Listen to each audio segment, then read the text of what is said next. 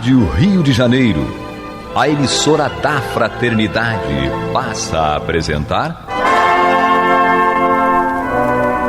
Luz na Penumbra, programa que leva ao seu coração a mensagem da doutrina espírita.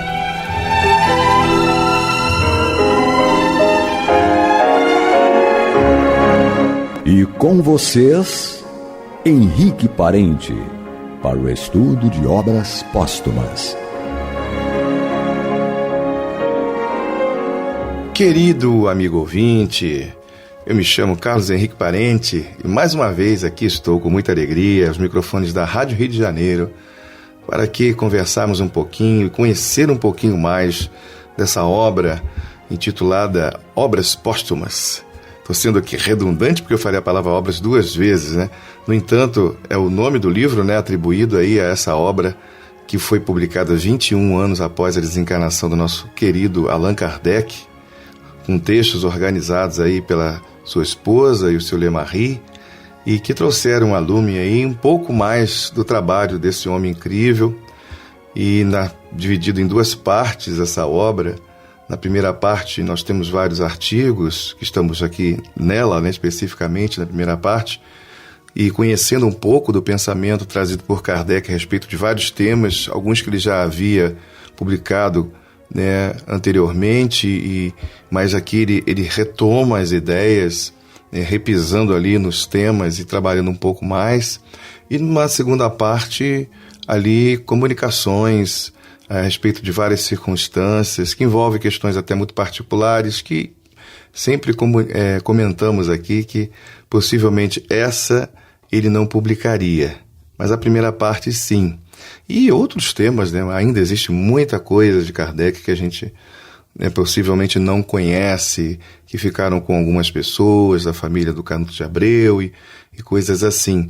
Mas o essencial trabalho dele, que ele publicou oficialmente e que trouxe a lume, trouxe aí a vida comum de todas as pessoas, foi chamado por ele de Doutrina dos Espíritos, ou Doutrina Espírita. E essas obras publicadas, né, a gente chama de 5 obras básicas, mas existem outros livros, não são só as 5, não é só o Livro dos Espíritos, né, o Livro dos Médiuns, né, o Céu e o Inferno, o Evangelho segundo o Espiritismo, a Gênese, mas também o Principiante Espírita, os volumes da Revista Espírita, os 12 volumes, que na verdade eram revistas mensais, né? E depois a gente, nas editoras, formaram tomos ou livros, né? Com cada livro tendo aí os 12 meses do ano, e durante 12 anos Kardec trabalhou nesse sentido. Só não concluiu o 12º ano, porque ele veio a falecer logo no mês de março. Então, a gente tem esse material, né, e como fonte de nosso estudo, nossa pesquisa pessoal, cada um de nós que queira inteirar-se de forma mais profunda da doutrina espírita, para não permanecermos aí nas circunstâncias de ficarmos com apenas algumas ideias básicas, né, a respeito de um assunto tão profundo como o que o Espiritismo traz para todos nós. E eu digo isso no sentido de que os assuntos são pertinentes à própria história da humanidade. Não são assuntos necessariamente novos, mas uma forma bastante diferente de encararmos certos pontos. Algumas coisas novas, é claro, que sempre existem. Kardec, ele tem a possibilidade, né, que ele utilizou-se de trazer hipóteses lógicas, como assim ele chamava, a respeito de certos temas, em que demandaria ainda algum tempo no campo da ciência, da filosofia, para refletirmos a respeito. Mas que ele sabe que o tempo traria ou não a sanção daquilo. Então a gente está aqui passeando por essas páginas e nós estamos estudando já alguns programas, porque, como eu disse, o texto é denso, ele é longo, né? Então, e é a respeito da teoria do belo, onde Kardec ele dá para a gente a ideia, usando um texto, né, de um escritor chamado Charles Richard, que fala sobre isso. Quase toda, né, a construção desse capítulo, dessa parte que estamos, está sendo em cima do texto do Charles Richard, onde Kardec chancela a ideia, aproveita isso aí, que ele achou o texto muito interessante, para poder trabalhar um pouco desse tema, que envolve uma percepção, né, dentro do que a doutrina espírita nos dá a oportunidade. Porque quando a gente fala assim da questão espírita ou da leitura espírita, é uma forma diferente, às vezes, de a gente olhar para determinada circunstância. E aí, com os elementos espíritas desse conteúdo, que é um trabalho em conjunto do homem Allan Kardec, de outras parcerias que existem, no caso aqui, o texto do Charles Richard. Então, Kardec, ele não só constrói as coisas a partir dele, mas de outros encarnados, quando há o interesse nisso aí, realmente, e havia sempre, né, a presença de textos, de citações de pessoas, também a presença dos espíritos, por isso que o nome é Doutrina dos Espíritos. Porque quem traz e influencia para o nascimento dessa doutrina não foi Allan Kardec, ele nunca pensou em fazer tal coisa. Então, ele não pensava nisso. Então, ele era um pedagogo, militava ali no campo, né, da pedagogia, mas era envolvido com várias academias de ciência. Ele era um professor emérito, reconhecido, foi aluno do grande pedagogo Henri Pestalozzi, e que desenvolveu e aperfeiçoou o próprio método pestalozziano e foi admitido em várias pedagogias espalhadas pelo mundo, mas não com o nome de Allan Kardec, né? E sim com o nome dele de batismo, que era o professor Hippolyte Léon Denisard Rivail, francês, nascido em Lyon, a 3 de outubro ali de 1804, se não me falha a memória, que às vezes nos falha, né? Então, Allan Kardec veio posteriormente, após ali os seus 50 anos de idade, quando ele entra em contato com esses assuntos. Mesmo assim, inicialmente ele recusa-se a investir nisso, esse tipo de pesquisa, mas acabou, né, pela força das circunstâncias, da seriedade, da importância do reconhecimento dele nesse campo, aí ele foi investigar e ele deu uma nova cara a isso tudo, né? A maneira como ele trabalhou o conteúdo fez com que ele próprio percebesse que uma coisa grandiosa estava por trás disso tudo. E ele inicia ali como um cientista que quer investigar e tirar disso conhecimento e ilações importantes que possam ser úteis não só para a pessoa dele, nem só para 1, 2, 3 ou 4, mas para muitas pessoas. Então a intenção é essa, como se fosse um trabalho de uma construção pedagógica. E a gente até poderia dizer, né, uma pedagogia do espírito, para que as pessoas que apenas aqui no mundo, nós todos, temos contato com o desenvolvimento das ciências no campo da materialidade, ali nasceria uma ciência voltada para a pesquisa a respeito do campo da espiritualidade. Isso era algo novo no mundo. O que não era novo, a gente sabe, são as matérias.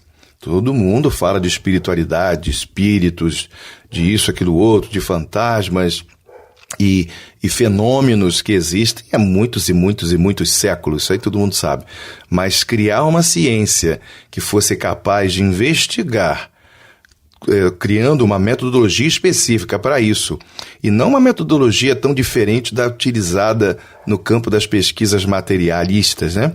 Não, mas utilizando-se da filosofia, da testagem, muitas vezes, de modo possível, você confirmar, né, a identidade de muita coisa e fazendo uma comparação do conteúdo que chegava através dos canais do mundo espiritual. Isso sim foi possível e Kardec foi o iniciador desse processo todo. Então é isso que a gente está fazendo, estudando as obras básicas aqui no programa Luz na Penumbra. Eu especificamente estudo o livro, né? Esse livro que citei há pouquinho, que é o Obras Póstumas. Mas existem estudos de outras obras por outros companheiros aqui, então é bom, importante a todos que se interessam por esses conhecimentos a buscarem também ouvir os outros programas que valem muito, mas muito a pena mesmo. E, como eu disse há pouco também, nós estamos aí dando seguimento a essa questão da teoria da beleza, teoria do belo, onde Kardec, ele assim, já começa a fazer comentários a respeito do texto em si, a gente vai indo daqui a pouco os finalmente, onde ele fala da influência do desenvolvimento moral, do espírito, na questão ou na ordem material, na sua forma, onde transparece beleza. Eu estava me lembrando aqui, tentando imaginar, na verdade, aquela cena de Jesus lá naquele monte onde ele se transfigurou, o chamado Monte da Transfiguração, que há talvez um questionamento, uma dúvida se era realmente um Monte Tabor, como é dito, que existe, né? Então, será que foi lá mesmo? Então, como não se tem certeza absoluta, a gente diz que é Monte da Transfiguração. Mas aí o que interessa, né, nem é essa questão em si, mas é aquele momento em que Jesus se transfigura. E ali estavam Pedro, João e Tiago. 3 apóstolos, onde costumamos e entendemos assim, de efeitos físicos. E ali aqueles 3 tiveram uma imagem, um vislumbre de algo nunca visto. Por eles, pelo menos, nunca visto, acho que acredito por ninguém. Tento imaginar a beleza, né, de Jesus, a sua alma, onde ultrapassava o seu corpo físico. E a gente costuma a entender que Jesus tinha uma aparência física muito bela, mas ninguém, na verdade, sabe qual era a aparência real de Jesus, né? A gente acostumou a imaginá-lo com os cabelos aloirados, no estilo europeu, como o homem normalmente configurou aí a imagem de Jesus. Mas o mais indicado é que não fosse um cabelo aloirado, nem de olhos azuis, que não é comum entre os judeus terem essa aparência. Então, há sempre questionamentos nesse sentido. E se a gente ficar com uma informação das mais belas, ficaríamos com aquele comentário do profeta Isaías, no capítulo 53 do seu livro, onde ele diz assim a respeito daquele que seria Jesus, né, no futuro, porque isso foi escrito séculos antes, que ele não teria, né, nem parecença, nem formosura, ou seja, não seria belo. Então é uma informação, assim, eu acho das mais incríveis dos textos em relação à aparência de Jesus. Mas a gente o toma naturalmente como uma figura muito, muito bela. E isso vem ao encontro do que Kardec tem comentado aqui através desses textos que estamos lendo, da influência, né, do espírito na forma material. Mas a gente aqui lida também com a imperfeição da materialidade. Né? É claro que existe essa influência. Então existe... Senão a gente vai acreditar também ao pé da letra em que toda pessoa muito bela é também moralmente muito elevada. E a gente nota que isso não funciona exatamente assim. Então não é nesse nível que Kardec quer levar a gente, mas ele está falando, né, do que acontece de fato a partir do desenvolvimento da alma. Então, às vezes uma pessoa que não tem uma aparência tão bela externamente é uma pessoa belíssima internamente. E aí é que chega o ponto mais ou menos onde nós paramos no último programa, né, que às vezes esse aspecto externo, ele vai ser notado, ou aliás, vai ser suplantado, no caso da pessoa que não é tão bela assim, por outras características percebidas por outrem, né, por outra pessoa, naquela ali onde não há tanta beleza física. Então, vai ser sentido e percebido. Então, a coisa vai além da matéria apenas, da plástica em si, mas percepções que até certo ponto também estão inclusas nessa questão e da ordem material, mas que na delicadeza, por exemplo, na maneira da pessoa se comportar, que tem ali os traços e a presença da materialidade, mas que não são propriamente somente a plástica em si, né? Então, da aparência, em termos, né, mais grosseiros. Então, a gente percebe isso aí. Então, é o cuidado que a gente tem que ter com os textos, e até no que eu vou ler daqui por diante, essa é até minha preocupação por conta da atualidade, onde a gente tem tido uma necessidade de renovação de linguagem e de tornar a coisa clara a ponto da gente, muitas vezes, ter que modificar a nossa forma de falar por conta dos tempos que estamos vivendo, em rever a nossa forma de entender certas coisas. Só que aqui a gente está lidando com um texto clássico e a gente trabalha com isso aí, tentando entender o contexto da coisa, o que está por trás, e não simplesmente entender precipitadamente ou apressadamente uma coisa que a gente lê e transformar isso como se fosse, por exemplo, uma opinião racista, uma opinião nesses moldes. Então, não é bem isso, né? Pelo menos não enxergamos isso na pessoa de Kardec. Então, eu vou pegar um pouquinho, né, anterior ao que começaria de fato a ler hoje, para que a gente, né, não fique aí, né, meio perdido. E eu fiz toda essa introdução justamente com essa minha ideia, para que a gente possa entender bem a situação daqui por diante. Então, diz aqui Kardec, já comentando a respeito, né, do texto do Charles Richard, sobre a teoria do belo. Do que precede, diz Kardec, pode concluir-se que a beleza real consiste na forma que mais se afasta da animalidade e melhor reflete a superioridade intelectual e moral do espírito. Então, ele está dizendo assim, ó, que a beleza real, em que ela consiste? Na forma que mais se afasta da animalidade e melhor reflete a superioridade intelectual e moral do espírito, que é o ser principal, diz ele, influindo o moral sobre o físico, que ele apropria as suas necessidades físicas e morais. Segue-se que, aí diz alguns pontos que nós vamos reler aqui. Primeiro, o tipo da beleza consiste na forma mais apropriada a exprimir as mais elevadas qualidades intelectuais e morais. Segundo, à medida que o homem se eleva moralmente, o seu invólucro se aproxima do ideal da beleza, que é a beleza angélica. É importante ressaltar que nós, aqui no planeta Terra, nós estamos num processo de desenvolvimento para uma situação melhor. Kardec está falando do reflexo do espírito na forma, mas é preciso que essa forma também ela esteja de acordo com o grau de evolução que o planeta oferece. Então, quando os espíritos mais elevados elas encarnam num planeta como o nosso, onde possuem características morais mais elevadas, elas vão influenciar na modificação da forma, da plástica, como se mostra, ou como os espíritos nascem. Então, a gente já tem beleza aqui no mundo, mas nem tudo aqui é belo. Mas não quer dizer que tudo que não seja belo, como comentei há pouco, não indique, né, que aquela pessoa seja má ou coisa do tipo. Mas que há uma transformação de uma forma geral. Mas a gente também tem que separar a nossa indicação, percepção da beleza a partir das diferentes raças que existem no planeta, ou etnias, ou da forma biológica de cada grupo. Então, elas vão se aperfeiçoando e só mais lá na frente é que a gente vai identificar mesmo, tanto na forma externa, ou material, a beleza que o espiritual, como ele diz aqui, né, que é o principal, é o ser principal, ela vai exprimir, né, ou vai influenciar e vai aparentar.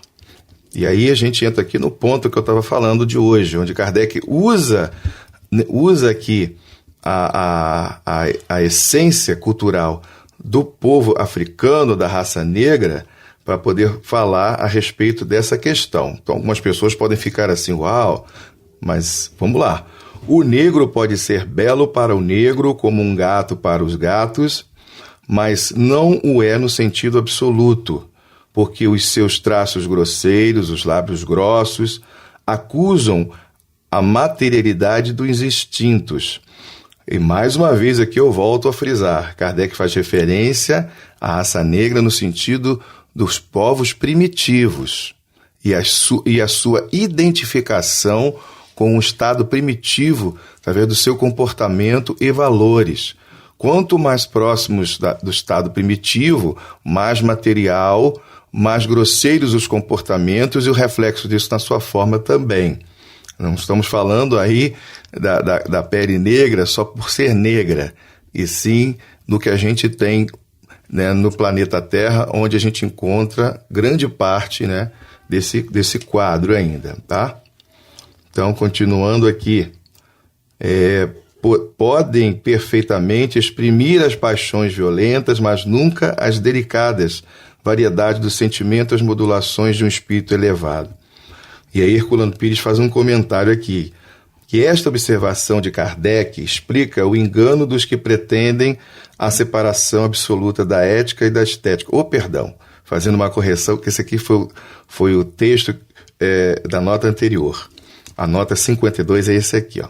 O problema do feio e do belo é colocado aqui em termos de relação. Os povos mais apegados aos instintos não podem ter o mesmo senso estético dos mais evoluídos. Relativamente, porém, a beleza se define na proporção do desenvolvimento moral. Mesmo entre as tribos africanas mais atrasadas, a beleza humana de um rosto depende das qualidades da alma.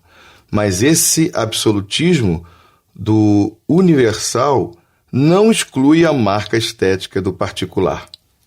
E é precisamente nesse campo da estética, o do particular, que se desenvolve a arte sensorial dos nossos dias. E aqui, relembrando algo que eu havia comentado e lido, né, nos programas passados, pois essa leitura da nota do Herculano, do comentário de Kardec, que vai continuar mais um pouquinho, a gente trabalha com aquela ideia de que quando a gente remonta ao passado, a gente entende que aquilo que era considerado belo no passado, muito belo, é muito diferente do que temos hoje. Na verdade, Kardec caminha com essa ideia. Então, quando a gente pensa e vê a beleza da atualidade das pessoas, nas suas formas, elas são mais belas do que foram as pessoas do passado, de alguns séculos atrás. Então, isso continua acontecendo. À medida que o homem vai evoluindo na sua maneira de se comportar, nas buscas até da perfeição material, como a gente ainda vê na atualidade, né, uma intenção muito grande nesse campo, esse homem ele vai modificando pela própria força da vontade, isso aí. O que vai consolidar de fato são as qualidades intelectuais, as qualidades morais do espírito nesse sentido. Mas a plástica vai sendo modificada e os médicos fazem isso à torta e à direita, buscando um aperfeiçoamento que nem sempre às vezes conseguem, mas toda essa intenção, esse trabalho acabam gerando frutos. Então, é mais ou menos nesse campo aí que Kardec vai trabalhar e está trabalhando nessa situação, ofertando para a gente aí motivos de reflexão ou até de uma reflexão que possa gerar uma atitude crítica e intensa, muitas vezes, a partir disso que estamos falando aqui, né, dando conhecimento aqui, ou trazendo conhecimento dessas ideias às pessoas, né? Não tem problema nenhum, né, em relação a isso aí. Já existem temas levantados aí a respeito de certos textos de Kardec por conta de inclinações, de julgamentos a respeito desse conteúdo. Não esse aqui especificamente, mas de outros. Por exemplo, chamado A Perfectibilidade da Raça Negra, que existe aqui, né, em obras póstumas, que foi publicado inicialmente nas revistas espíritas. Então, a gente vai chegar lá também nesse sentido. Então, vale muito a pena. Em realidade, até já trabalhamos aqui esse texto, né? E aí Kardec continua aqui. Eis porque podemos, sem fatuidade, julgar-nos mais belos que o negro e o hotentote. O hotentote são povos nômades da África do Sul, em que houve entre eles uma influência muito grande da figura branca e eles foram perdendo um pouco, se diluindo ali, porque é uma mistura, né? Que, aliás, é uma das coisas mais maravilhosas que existem, é a mistura entre as raças. Isso traz, né, um aperfeiçoamento tanto do ponto de vista material como outros também. Talvez as gerações futuras, diz o texto, melhores, nos considerem, aí ele fala todos, grosseiros, como hoje consideramos os hotentotes. Talvez os nossos fósseis sejam classificados como de alguma espécie animal desaparecida. Este artigo, tendo sido lido na Sociedade de Paris, o que aí do Charles Richard, foi objeto de grande número de comunicações que chegaram às mesmas conclusões. Não transcreveremos senão as duas seguintes, que foram as mais desenvolvidas. E aí Kardec vai trazer. Essa situação é tão polêmica que gerou, vários comentários dos espíritos desencarnados a respeito. E Kardec destacou duas que a gente vai trabalhar aqui, mas não hoje, querido amigo ouvinte, porque o nosso programa já está, o tempo já está esgotado. Desejando aqui a todos muita paz e até a próxima, se assim Deus nos permitir. Você está ouvindo o programa Luz na Penumbra.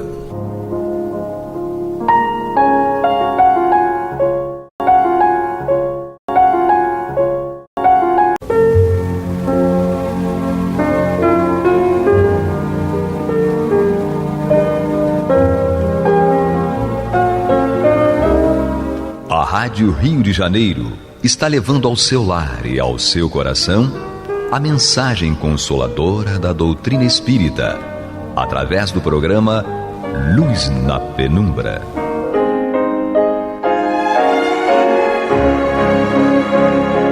E com vocês, Antônio de Pádua Barbosa, para comentar o Evangelho segundo o Espiritismo, da obra codificada por Allan Kardec. Olá, minhas amigas, meus amigos. Vamos dar continuidade ao estudo do Evangelho segundo o Espiritismo de Allan Kardec, aqui em nosso amado programa Luz na Penumbra. E nós estamos aqui em seu capítulo 13, Não saiba a vossa mão esquerda o que dê a vossa mão direita. E vamos encerrar esse capítulo estudando aqui seus últimos itens, os itens 19 e 20. Que são perguntas feitas por Allan Kardec, e a primeira respondida pelo Guia Protetor em São 1862, e a outra por São Luís, em Paris, 1860. Tem por tópico o título, essas últimas itens, benefícios pagos com a ingratidão, que é o item 19, e a beneficência exclusiva, que é o item 20. Vamos dar primeiro aqui o item 19. A pergunta feita por Kardec. Que se deve pensar dos que, recebendo a ingratidão em paga de benefícios que fizeram, deixam de praticar o bem para não topar com os ingratos? Muitas vezes a gente escuta isso. Não ajudo mais ninguém porque eu ajudava e as pessoas a quem eu ajudava foram muito ingratas comigo, fizeram desfeita, eu me decepcionei, fiquei injuriado e resolvi que não ajudo mais ninguém. Vamos admitir que nós ouvimos volta e meia esse tipo de resposta quando nós, espíritas, propomos a alguém que ela pratique a caridade. E aí, o nosso irmão aqui, o Guia Protetor, nos diz o seguinte, responde a Kardec dessa forma. Nessas pessoas que agem assim, há mais egoísmo do que caridade, visto que fazer o bem apenas para receber demonstração de reconhecimento é não o fazer com desinteresse, e o bem feito desinteressadamente é o único agradável a Deus.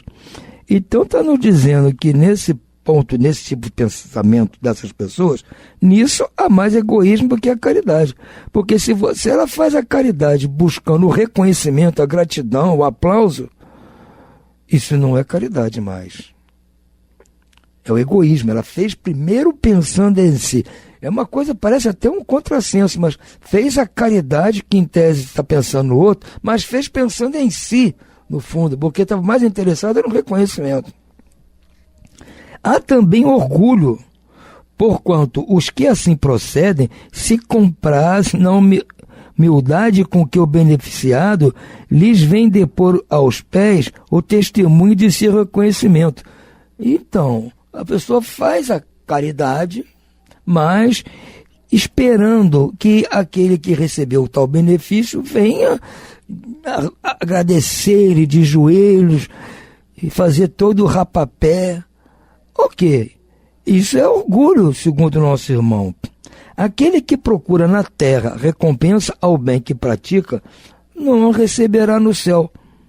Deus, entretanto, terá em apreço aquele que não a busca no mundo. Então, aquele que faz o bem, supostamente o bem, a caridade, seja de que forma for, buscando recompensa desse bem, na terra, procura o reconhecimento daqueles que estão aqui, das situações daqui, das coisas aqui da terra, não terá o reconhecimento de Deus. Porque Deus tem apreço por aquele que faz isso e não busca reconhecimento do mundo. Deveis sempre ajudar os fracos, embora saibais de antemão que os a quem fizerdes o bem não vou-lo agradecerão.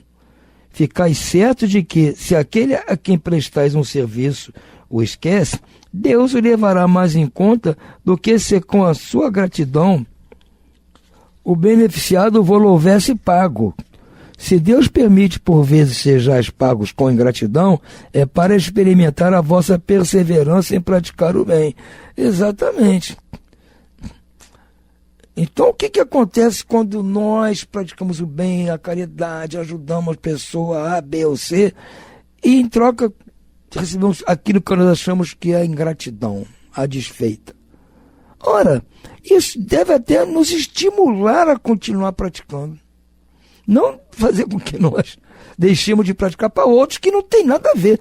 Porque eu vou deixar de praticar para outras pessoas porque o primeiro foi ingrato comigo, mas o que o outro tem a ver? Ah, mas ele pode ser ingrato também. Sim, pode, mas não é garantido. Então, eu tenho que passar batido, esquecer, e isso tem que servir até de estímulo para que eu persevere praticando. E não pare, porque senão vai configurar que eu fazia com o único objetivo de receber aplauso. Meu objetivo não era ajudar, era receber aplauso. Não veio o aplauso, eu paro de ajudar. Então, gente, é o que ele está falando aqui. Isso é mais egoísmo e orgulho que outra coisa. E sabeis, porventura, se o benefício momentaneamente esquecido não produzirá mais tarde bons frutos? Tem isso também. Tendes a certeza de que, ao contrário, é uma semente que com o tempo germinará? Infelizmente, nunca vedes senão o presente. Trabalhais para vós e não pelos outros. Os benefícios acabam por abrandar os mais empedernidos corações. Podem ser olvidados neste mundo, mas quando se desembaraçar do seu envoltório carnal, o Espírito que os recebeu se lembrará daqueles, e essa lembrança será o seu castigo. Ainda tem isso, aquele que recebeu o benefício e foi ingrato, quando desencarnar vai se lembrar disso. E vai vir o arrependimento pelaquela desfeita que fez. Deplorará a sua ingratidão, desejará reparar a sua falta, pagar a dívida noutra existência, não raro buscando uma vida de dedicação ao seu benfeitor. Assim, sem o suspeitardes, tereis contribuído para o seu adiantamento moral e vireis a reconhecer a exatidão desta máxima. Um benefício jamais se perde. Além disso, também por vós mesmos tereis trabalhado, porquanto granjeareis o mérito de haver feito o bem desinteressadamente e sem que as decepções vos desanimem.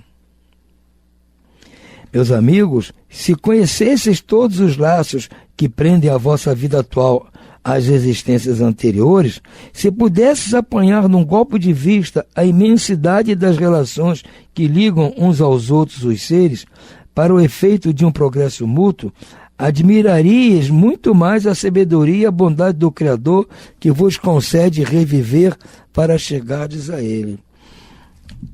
Exatamente, porque nós não temos aqui lembrança do relacionamento que porventura pode ter havido entre nós e a pessoa a quem nós iríamos prestar um benefício. Nós não sabemos se num passado qualquer aquela pessoa nos prestou um benefício. E agora é a hora de nós retribuirmos. Então, nós estamos sendo gratos, prestando ela um benefício também. Agora, se porque nós achamos que alguém alguma vez foi ingrato conosco, nós deixarmos de praticar a caridade, nós é que estaremos sendo ingratos. Porque passa à nossa frente, passa na nossa vida alguém que num passado remoto nos ajudou e agora é a vez de nós ajudarmos. Nós negamos isso. E quem é o ingrato? Nós não sabemos, gente, o que houve no passado, nas relações nossas com as outras pessoas. E não sabemos como será no futuro. Se aquilo vai ser uma lição para aquela pessoa. Ela recebeu o benefício e foi ingrata. Mais tarde ela pode se arrepender, mesmo em vida, não digo nem na espiritualidade, em vida se arrepender disso. E querer voltar para agradecer, ou orar por nós, agradecer a nós, pedindo preces para nós, ficar constrangida de vir aqui pedir desculpas por não ter agradecido, tudo isso pode acontecer. E nós vamos cortar, porque nós é que somos os egoístas e os orgulhosos. Por isso que Jesus diz que a mão esquerda não pode saber o que a mão direita faz. Ficamos fazendo isso, faço isso com aquela intenção, vou fazer aquilo ali porque vai dar resultado aqui. Uma mão está sabendo o que a outra faz. Isso não vai dar certo.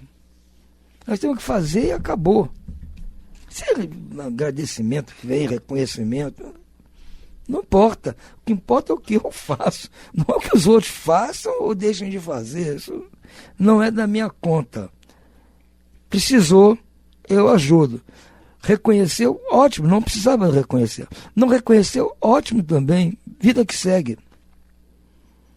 Então, como eu disse aqui, essa desculpa que as pessoas dão para não praticar a caridade, de que já lidou com ingratos, é a história da carochinha. No fundo, está deixando o seu egoísmo e seu orgulho se manifestarem. E está usando essa desculpa esfarrapada. No português, claro, é isso. Nosso irmão aqui foi gentil falando, mas nós aqui falamos com amigos, podemos falar de uma forma mais corriqueira. Então, a desculpa esfarrapada. Já no item 20, que tem por tópico beneficência exclusiva, pergunta que Kardec faz e é respondida por São Luís, diz o seguinte, na pergunta de Kardec: é acertada a beneficência quando praticada exclusivamente entre pessoas da mesma opinião, da mesma crença ou do mesmo partido? É uma pergunta também muito interessante e vem muito a calhar, da mesma forma que a outra. Existem pessoas que pensam assim. Vai ajudar só aqueles que têm seu mesmo pensamento, são do seu mesmo rebanho, pessoas que têm a mesma opinião que você. Então ela comunga com você uma série de coisas, então essa pessoa merece a sua ajuda. Se ela não pensa igual a você, não tem opinião igual a sua, você diz, não, então não vou ajudar. Isso vale para crença e até para o partido político, até para time de futebol também. Naquela época não existia isso, né? Então responde aqui São Luís. Não, porquanto precisamente o espírito de seita e de partido é o que precisa ser abolido, visto que são irmãos todos os homens.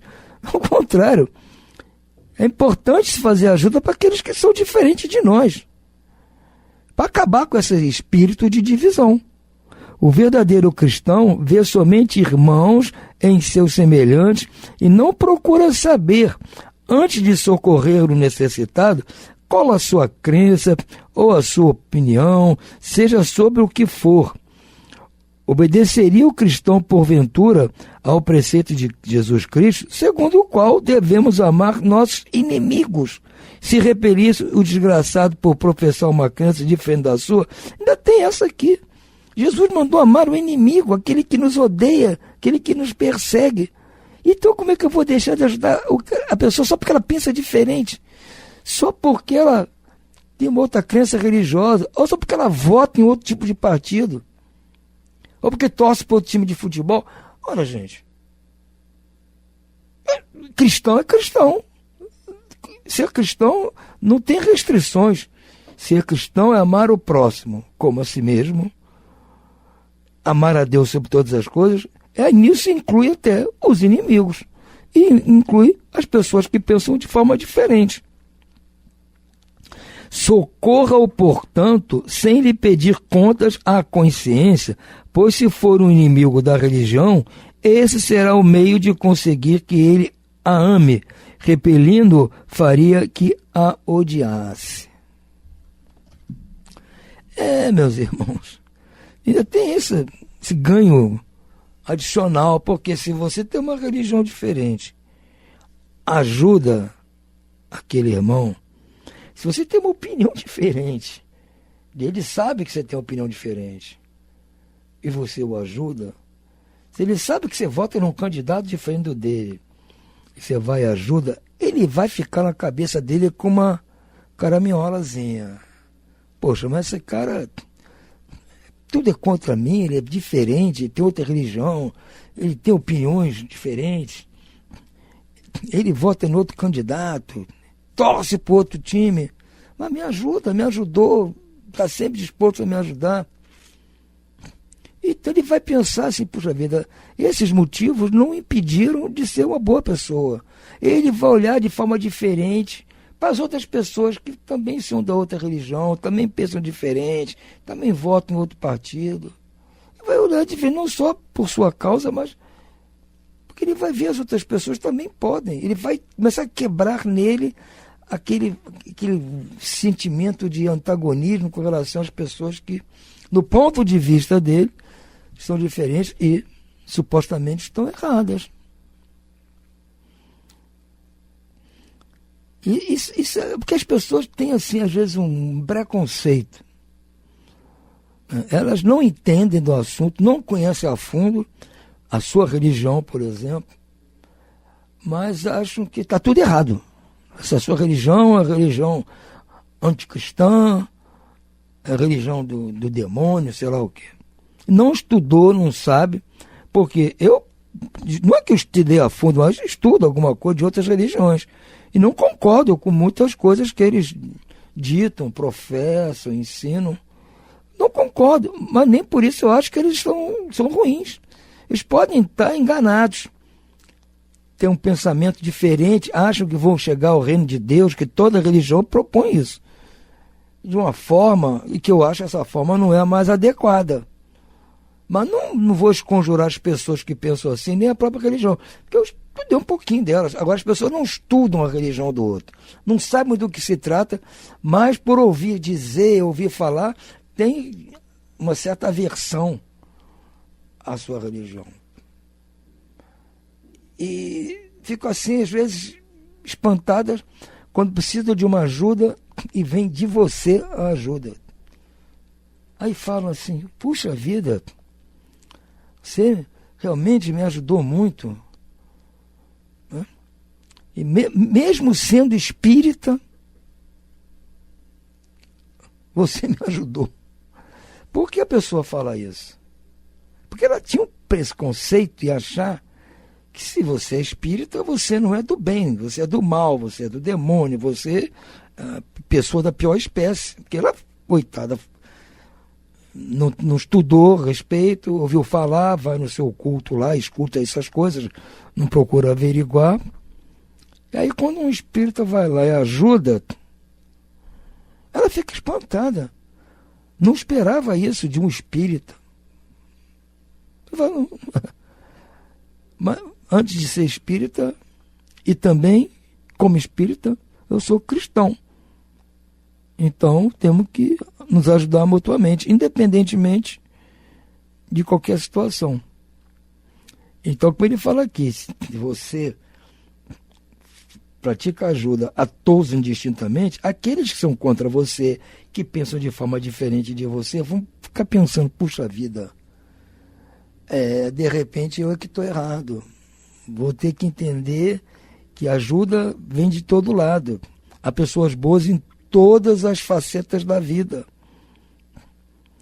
Não importa o que ela acha, o que ela pensa, o que ela faz, os gostos dela, não importa. todos têm lá dentro de si aquele germe no coração, que é o amor de Deus. Como nós já estudamos aqui no capítulo 11, item 8, na lei do amor. A pessoa mais execrável, mais bandido, mais faceiro, ela tem também dentro de si aquele germezinho do amor, que é a presença de Deus em nós. Ele pode, pela sua ignorância, não está deixando isso aflorar, mas está lá. Então, quem sabe, se nós o ajudarmos, isso vai despertar nele. Ah, porque ele age errado, é bandido, é não sei o quê. Mas é um ser humano como nós, não podemos negar ele a ajuda. Como sempre, quem sabe no passado, lá em outras existências, já não tivemos um relacionamento em que ele me ajudou, mesmo tendo esse caráter, porque não mudou de uma encarnação para outra. Ela devia ter esse caráter complicado. Nos tirou de alguma situação difícil. Agora é a hora da retribuição. Então, meus irmãos, vamos pensar muito bem a respeito disso. Vamos ajudar a quem tiver necessidade, a quem precisar, independentemente do que a pessoa pense, do que ela ache, ou se ela nos agradece, se não agradece. Nós temos como lema a prática da caridade. Fora da caridade não há salvação, ponto. Não diz assim, mas não pratique caridade para esse, para aquele, para... Não tem isso. É fora da caridade não há salvação, ponto. Não tem uma continuação desta sentença. Essa sentença termina aí. Praticar caridade, ponto final. Então, já que chegamos ao ponto final, só me resta aqui agradecer a todos vocês pela atenção e desejar muito boa noite e muita paz.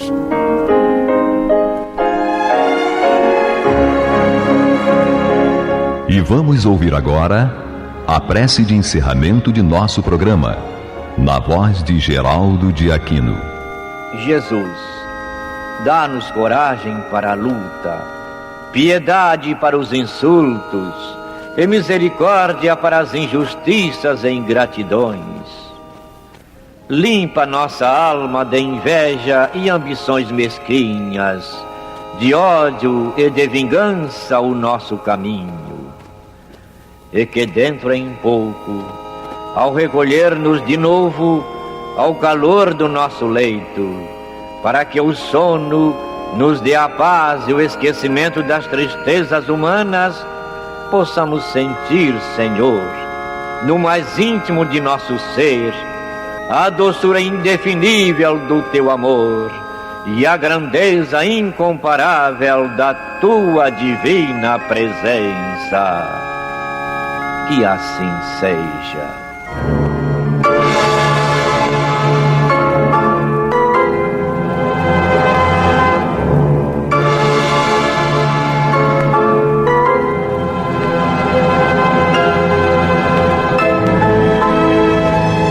Acabamos de apresentar o programa Luz na Penumbra, que voltará a ser apresentado amanhã às 21 horas nesta emissora.